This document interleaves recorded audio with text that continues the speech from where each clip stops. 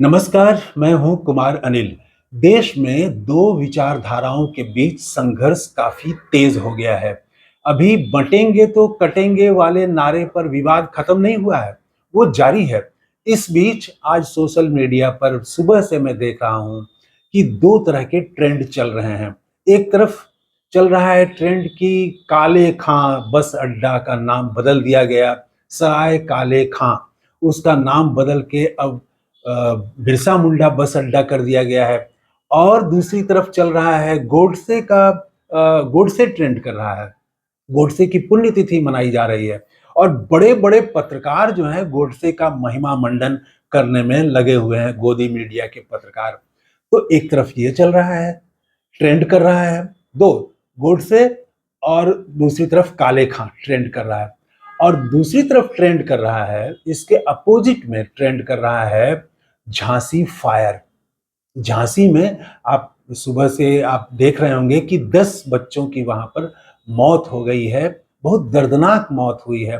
बच्चे क्या, वो शिशु थे अभी, तो वो अस्पताल में भर्ती थे और वहां आग लगने से उनकी मौत हो गई है।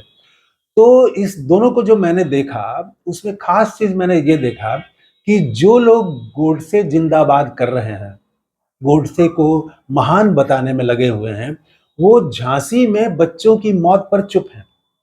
वो एक शब्द नहीं बोल रहे हैं कि वहां किस तरह से बच्चों की मौत हो गई है, इस पर वो कुछ नहीं बोल रहे हैं।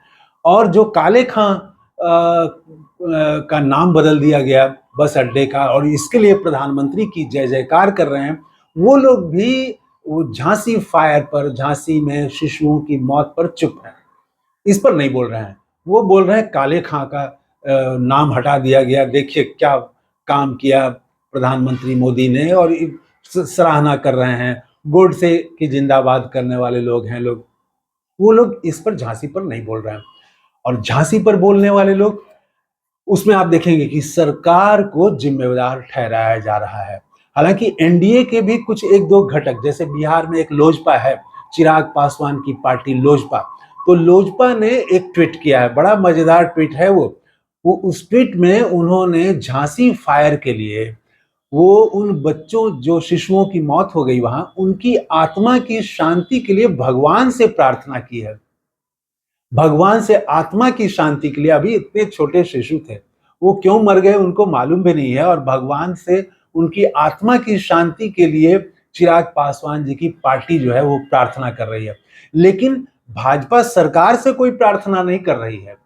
वो जो उनके माँ बाप, बच्चों के माँ बाप रो रहे हैं एकदम बिलख बिलख के, और वो उनकी छाती फट रही है रोते रोते, तो वो उनके लिए एक शब्द नहीं कहा, भगवान से प्रार्थना की कि वो बच्चों की आत्मा को शांति मिल जाए।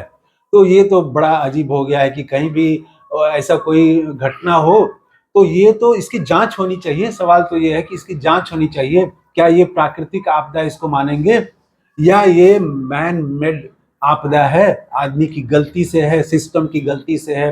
कहां पर गलती हुई, इसकी जांच होनी चाहिए, दोषियों को सजा मिलनी चाहिए, ये विपक्ष मांग उठा रहा है। लेकिन सत्ता पक्ष के जो सहयोगी हैं वो भगवान से प्रार्थना कर रहे हैं। तो पूरा देश जो है वो दो विचारधाराओं में स्पष्ट रूप से बंट चुका है। एक तरफ जो लोग गोडसे गोडसे कर रहे हैं, उनको जनता के दर्द से, झांसी में रोते हुए माँ बाप से कोई मतलब नहीं है, और वो गोडसे का महिमा मंडन कर रहे हैं। काले खां का नाम बदल दिया गया बस अड्डे का, वो उनके लिए महत्वपूर्ण है। और इधर जो है दूसरी तरफ संविधान की बात करने वाले लोग हैं, जनता के दुख दर्द की बात करने वाले लोग हैं, जनता के मुद्दे पर बात करने वाले लोग हैं, ये दो। और एक जो मैंने शुरू में कहा, बंटेंगे तो कटेंगे, वो नारा, वो नारा तो उल्टा पड़ गया भारतीय जनता पार्टी को। इसमें सब लोग समझ रहे हैं कि इस नारे का मकसद क्या है, बंटेंगे तो कटेंगे का क्या मतलब है, और एनडीए के घटकों ने ही विरोध कर दिया।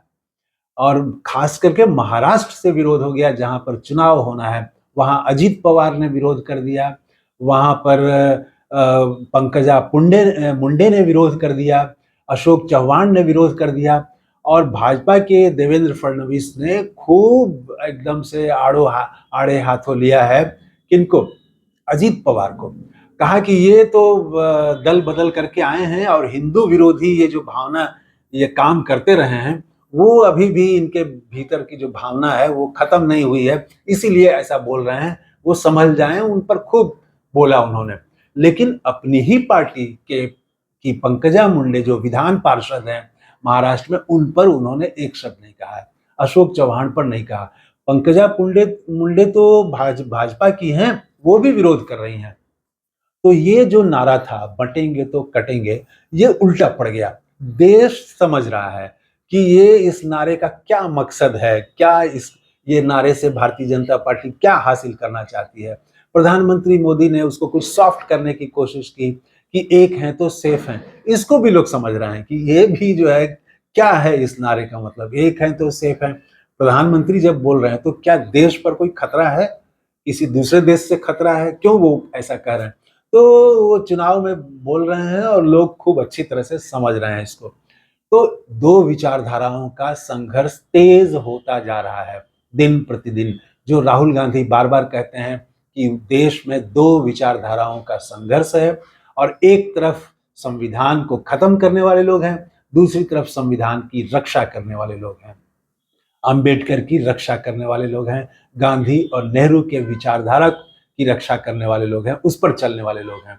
और एक तरफ जो है वो बांटे वो बटेंगे कटेंगे वो वाली राजनीति है एक तरफ। तो आज मैंने सोशल मीडिया में यही देखा कि ये एकदम से बंट गया है और वो तीखा संघर्ष शुरू हो गया है। आपको क्या लगता है, कैसा चल रहा है विचारधाराओं के बीच संघर्ष? तेज हो रहा है? कैसे तेज हो रहा है? कमेंट करके जरूर बताइएगा। थैंक यू, धन्यवाद, जय हिंद।